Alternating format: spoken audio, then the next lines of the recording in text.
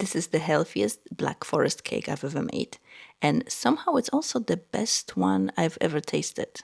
Let me show you exactly how I made it. Let's start with the cherries.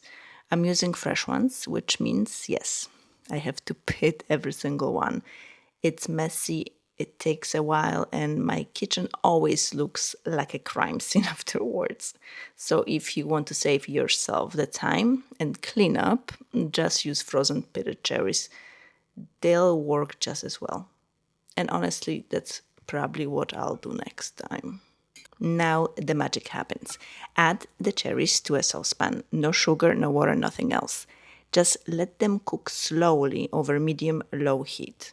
As they soften, they'll release their own juices, and those juices will gradually reduce into a naturally sweet, rich cherry sauce. The longer they cook, the sweeter and more concentrated the flavors become. It's amazing how much sweetness fruit develops all on its own, and that's exactly why this cake doesn't need loads of other sugar. Once the cherries have cooled, I stir in quarter cup of dark rum. If you're planning ahead, you can do this the night before and let the cherries sit in the fridge overnight. The extra time lets the rum soak into the fruit and the flavors become even richer. Now let's make the sponge cake. Into my stand-up mixer, go 4 whole eggs and 70 grams of sugar. I almost always bake by weight because it's much more accurate than measuring cups and gives consistent results every time. Now, I let the mixer do the work until the eggs become pale, thick, and fluffy. This step is what gives the cake most of its volume, so don't rush it.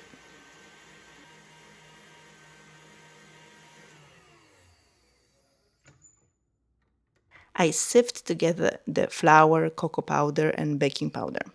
I add the dry ingredients a little at a time, gently folding after each addition. The goal is to keep as much air in the batter as possible because that's what makes a sponge cake so light. If you've watched my channel before, you may recognize this recipe. It's based on my classic sponge cake, which I link in the description below. For this chocolate version, I slightly reduced the flour to make room for the cocoa powder, so the cake stays just as soft and fluffy. One of the reasons I love using sponge cake in healthier desserts is that it's naturally much lighter than a traditional cake. It uses just a small amount of sugar, and the only fat comes from the eggs themselves. Compare that to a classic Black Forest cake, which often contains cups of sugar and several sticks of butter. Simply swapping to a sponge cake saves hundreds of calories while still giving you an incredibly soft, delicious cake.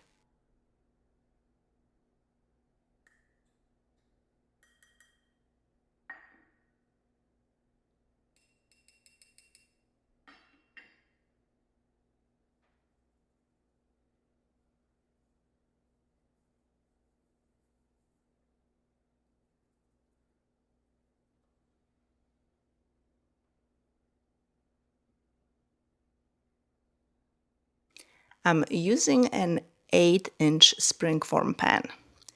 I only line the bottom with parchment paper. There's no need to line the sides. Sponge cake releases really well, so this makes cleanup much easier.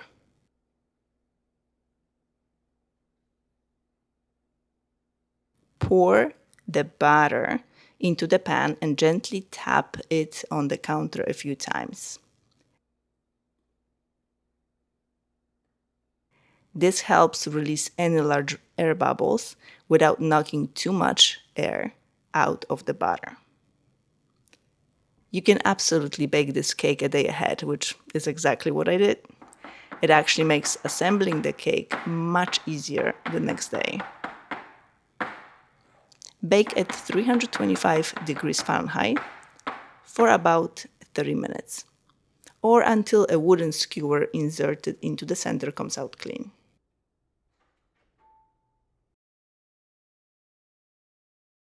The cake has to cool completely before slicing. In fact, this is the one I baked the night before. You can even see my daughter wandering through the kitchen in her pajamas, so that's your proof. Oh, she's gonna be mad. Once it's cool, remove the spring foam ring and peel away the parchment paper.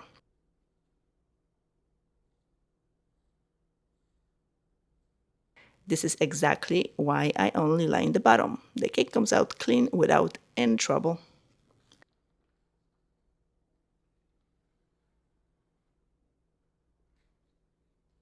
Now comes the part that always makes me a little nervous, slicing it in half.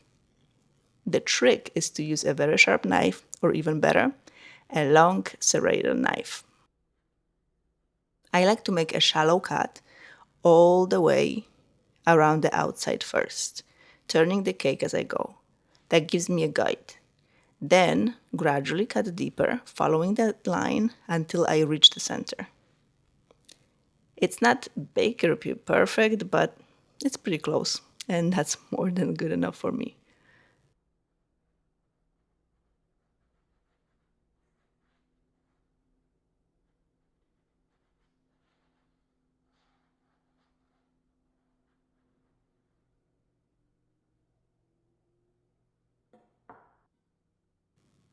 Now, the moment of truth. Which half goes on the plate? I always use the bottom layer as the base because it's flatter and sturdier.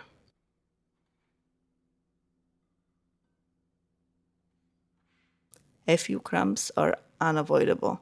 And of course, I have to taste one. Quality control, of course.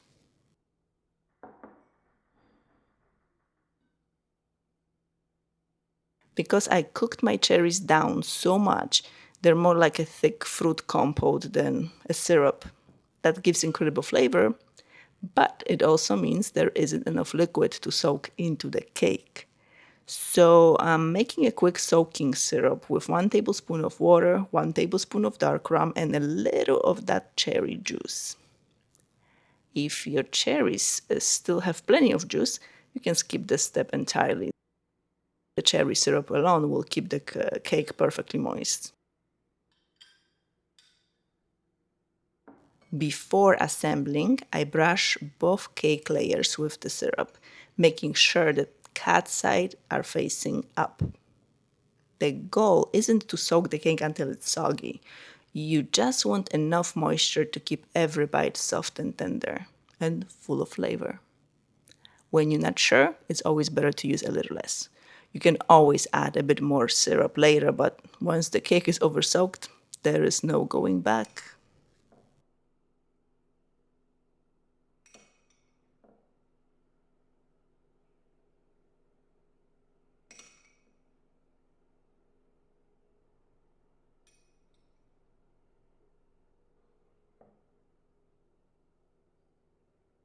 Half of the cherry compote goes onto the bottom layer. I like to spread it all the way to the edges so every bite gets plenty of cherries. It's thick, naturally sweet, and exactly what gives this cake its black forest flavor. Now it's time for the frosting, and this is really the only indulgence in the entire cake. I'm using 10 ounces of heavy whipping cream for the whole cake. Compared to a traditional Black Forest cake, that's actually very little, but it still gives us the richness we're looking for. I also add 2 ounces or about 60 grams of powdered sugar, just enough to lightly sweeten it.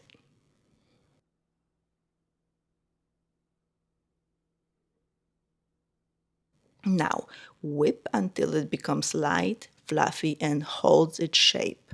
Be careful not to overwhip though. If you keep going, you'll end up making butter, and that's definitely not the goal today.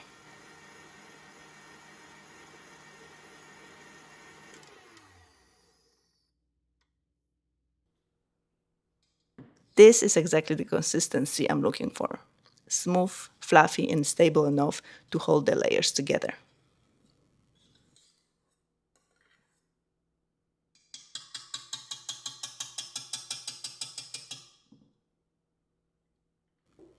Now, my favorite trick. I'm adding 10 ounces of 5% Greek yogurt.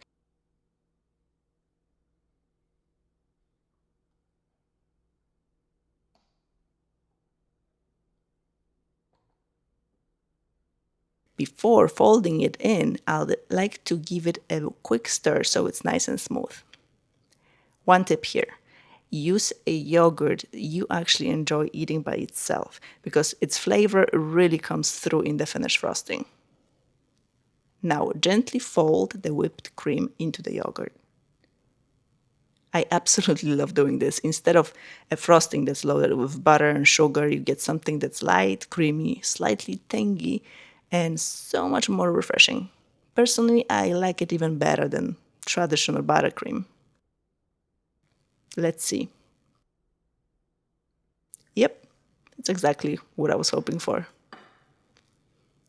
Now comes the best part, putting everything together. I spread a layer of frosting right over the cherries, starting in the center and gently working my way toward the edges. That helps keep the cherries in place instead of pushing them around. The rest of the cherry compote goes right on top of the frosting.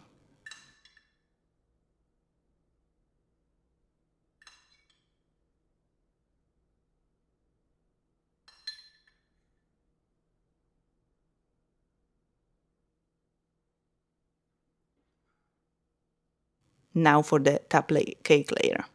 I flip it over so the syrup-soaked side faces down. That gives me a nice smooth surface for frosting the cake.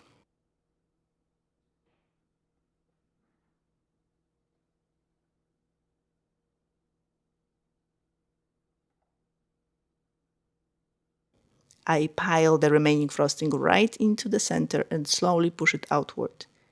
My plan is to let some frosting naturally fall over the edges so I can use it to cover the sides. I should probably admit I am not a professional cake decorator. I don't really have a technique. I just keep adjusting things until they look right. Honestly, this is churning out much better than I expected. Every time I smooth another section, it starts looking more and more like an actual bakery cake. Almost.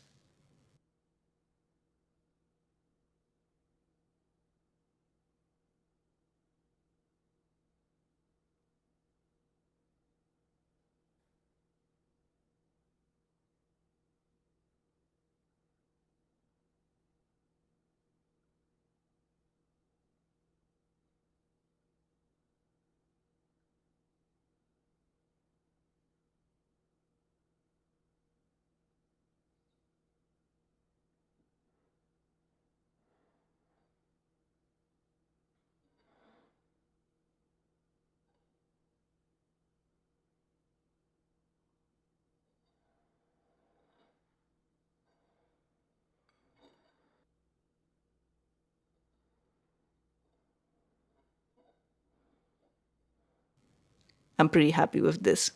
Now the cake goes into refrigerator for about 2 hours.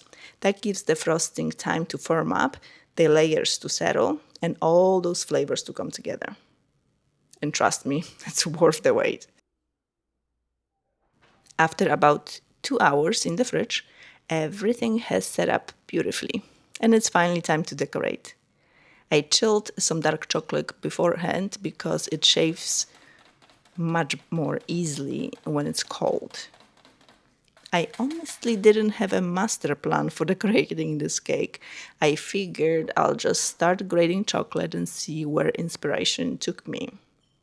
I decided to cover the bottom edge with chocolate shavings, which sounded like a great idea until I realized just how much chocolate I actually had to grate. It turns out decorating a cake is a lot messier than eating one.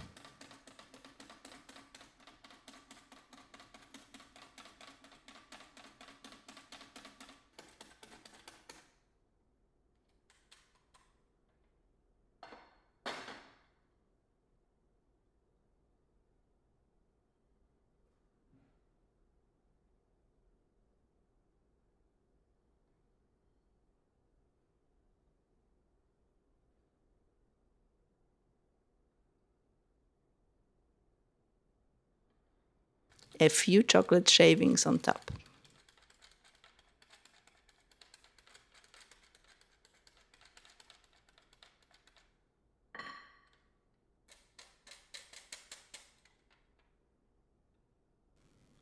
And because I still need to take photos for the thumbnail and Pinterest, I'm adding a few fresh cherries. Honestly, the cooked cherries would probably taste even better, but fresh ones definitely win in the looks department. Sometimes you have to make food for the camera first, I guess, and then for yourself.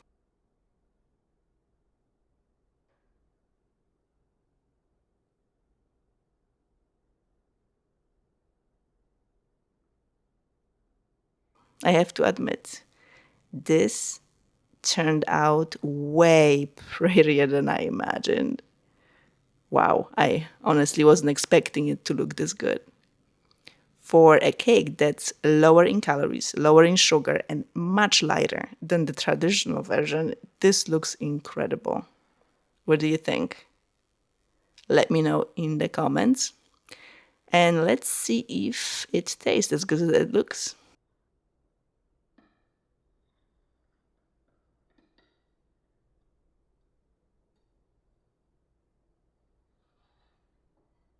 Look at that slice. Soft chocolate sponge, rich cherry filling, light creamy frosting. This is exactly what I was hoping for.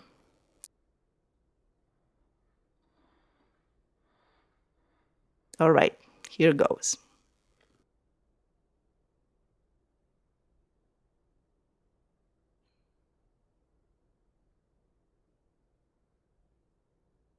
Wow, this is unbelievably good. The cake is incredibly soft, the cherries are naturally sweet, and the yogurt frosting is so light and fresh that it doesn't leave you feeling weighed down. Honestly, I think this is the best cake I've ever made. And the fact that it's so much healthier just makes it even better. Give it a try and let me know what you think. I have a feeling this one might surprise you.